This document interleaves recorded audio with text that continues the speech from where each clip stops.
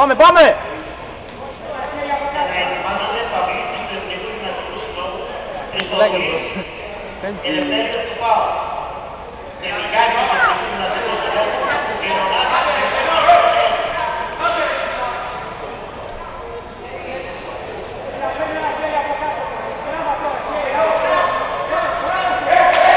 Πίσω λεπτάρι, πίσω!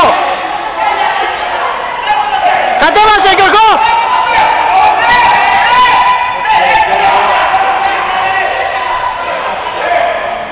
Είναι καλός όμως, δεν πειράζει. Ναι.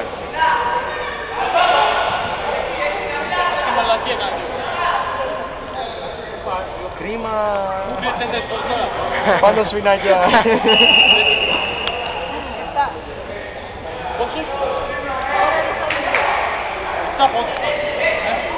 Τελείωσε το 6-0, τελείωσε το 7-0.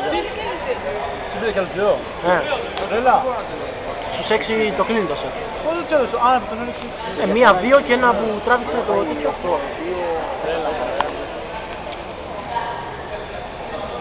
Πόσο καλός είναι και αυτός μόνο. Εντάξει, τώρα είναι λάκας. Αν πάλι με κάποιος μέτριος τον είχε. Γενικά είναι κάτι που άμα κάνει προπονήσεις και τέτοια. Αυτή τη χρονιά δεν είναι κανείς στο πάνω, γιατί όλοι διαβάζουν.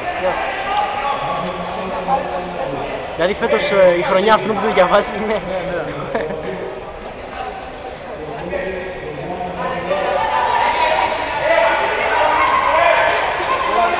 Και μην νομίζεις αυτά τα θέματα. Πίσω!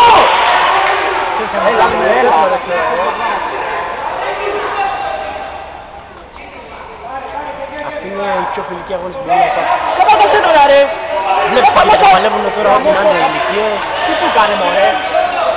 Κάτω! Αυτά που αξίζουν είναι σχολική αγώνιση να πάρει τα αμόριο και πάλι είναι πρωτάθλημα.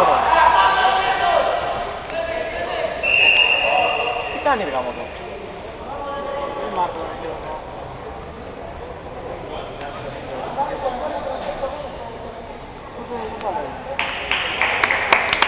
Πειράζει, χρόνο πάλι. Νάτσο, ο Γιώργος σωστός, δίνει και το χέρι, φίλησε και τον αθλητή. Δώσε φυλάκι Γιώργο.